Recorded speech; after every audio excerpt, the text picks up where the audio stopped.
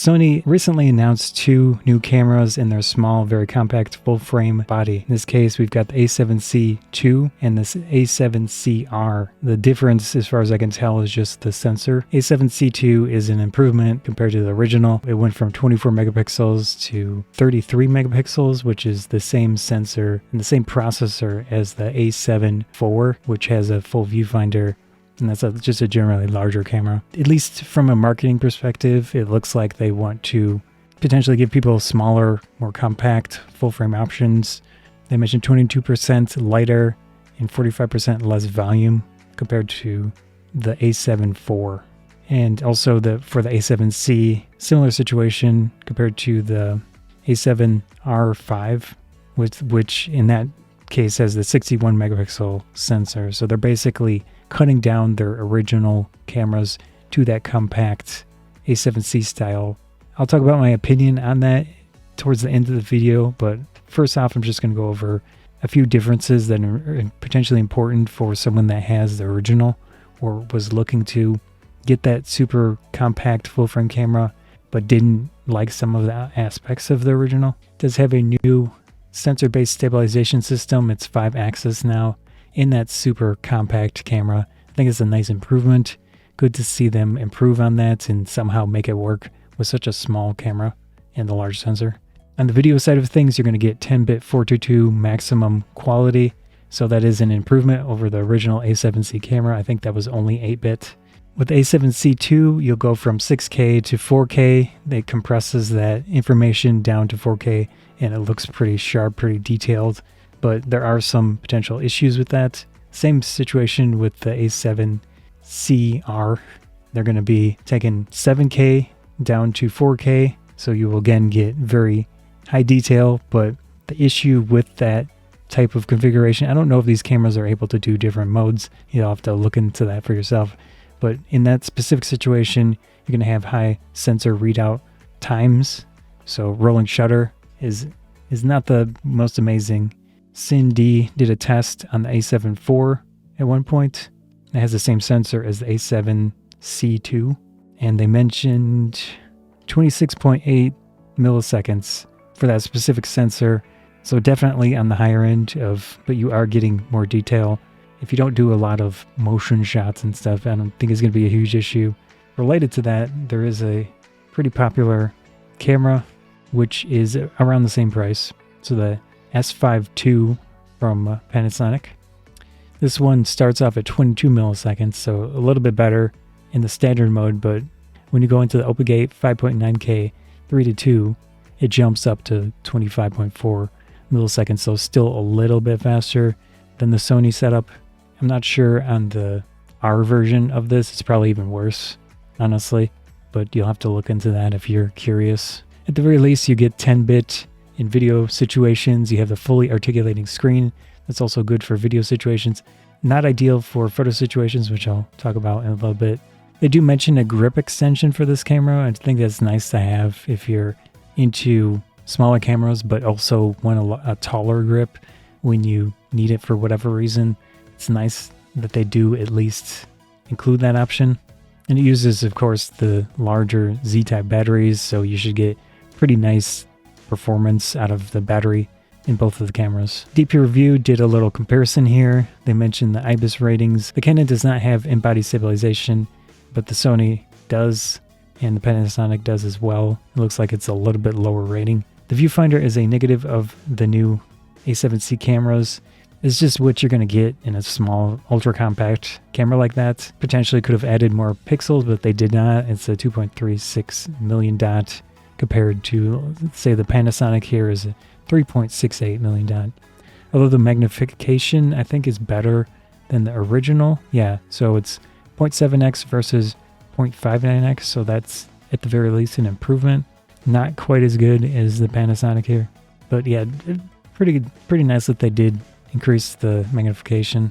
Another negative of this camera, but you have to consider the size, is that it is a single SD card slot. Again, something like the Panasonic or the Z5 that I have from Nikon has 2 card slots. The Z5 is actually half the price most of the time compared to this new Sony. Battery life is good. The nice large Z battery, one of the better although it did take a bit of a drop from the original A7C, so it's using more power, probably doing more processing on the autofocus side of things, which again is another benefit of Sony in general, is their autofocus performance, and this has one of the more recent ones now, so that's a good thing. 514 grams for the new A7C, just slightly more than the original. 740 grams for the Panasonic S5 II. It's a big camera. I'm not sure what the Z5 is. Camera comparisons. At least for me, this is a good comparison of size. I have the Z5. Again, it's about half the price, but it is an older camera. It's not as high performance, especially with autofocus, and maybe burst settings, just not as good. Also not as good in video situations, but it's a fine, decent camera for what it is. Obviously, it's quite a bit larger than the Sony. So we look at the front view, or maybe the top view here. Probably, maybe even slightly thicker, but it is relatively more compact than the Z5. Viewfinder is better on the Z5. Another negative of the video side of things, it does have the tiny little micro HDMI port. If you do video out situations, that's not great. But it does still have the headphone jack, which is good. And of course, the microphone jack. Single SD card slot is not ideal. It can work fine in many situations, but at least for me, I prefer to have 2 card slots when, if at all, possible, especially when I'm doing something that I consider important. You could potentially push the photos to a phone or something. I'm not sure how Sony's app works, but I would assume that's an option.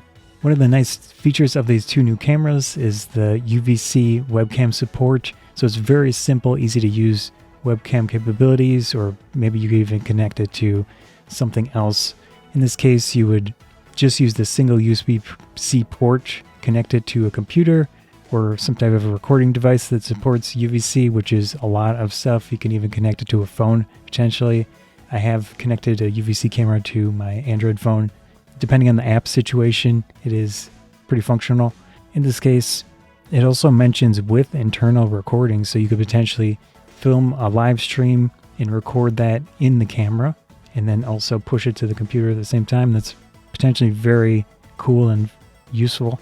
So that's a nice little benefit. And then it does have the USB power delivery setup, so you should be able to run the camera for a very long period of time, depending on your USB-C port situation, and then doing the webcam stuff. So that's honestly a very nice mix of features with that.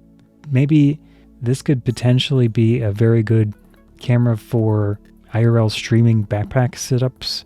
In that case, you use the single USB-C cable to your backpack that has the encoder computer, and depending on your encoder, it might be able to push enough power to the camera to just run it as is with a single cable. So that's potentially very, very nice.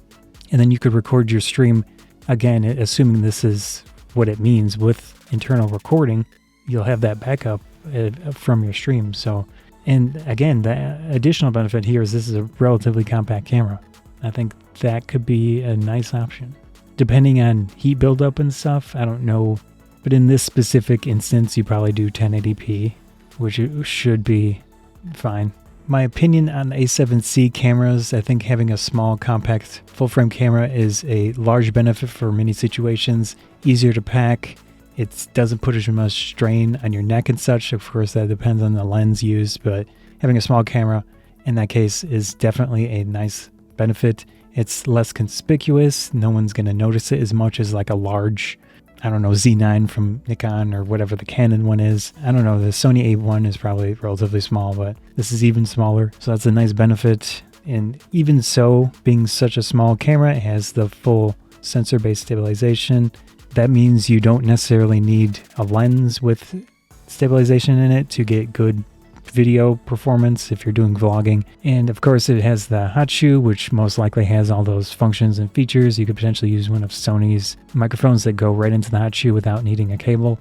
The negatives, not really great for any specific purpose, like a very dedicated purpose. If you're just doing photography, I think you can do much better with their A7 IV or the higher megapixel version, the A7R5, whatever it's called. The LCD screen fully articulating to the side is fine, it works, but in some photography situations, I think Fujifilm Maybe a few other manufacturers have a nice setup where it can just tilt when you want it to just tilt, doing landscape photos or something like that, or pull it to the side and then do some portrait work.